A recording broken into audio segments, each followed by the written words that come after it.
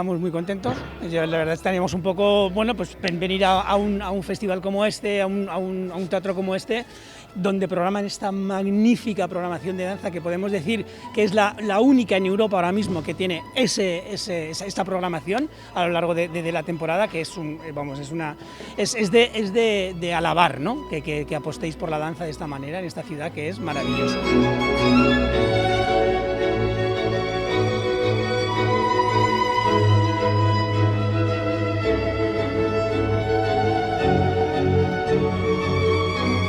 Somos una compañía muy versátil, la técnica, la base es clásica, nos trabajamos a partir del clásico y evolucionamos, intentamos traer a coreógrafos de fuera que nos den, bueno, una visión mucho más contemporánea, mucho más experimental, ¿no?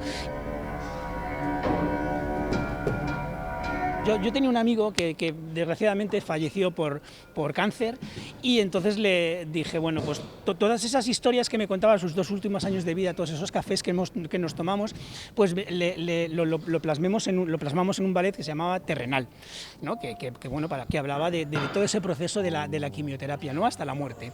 Y luego en su funeral, pues un amigo mío periodista dijo unas palabras, ¿no? Que el tiempo era fugaz, el tiempo era veloz, el tiempo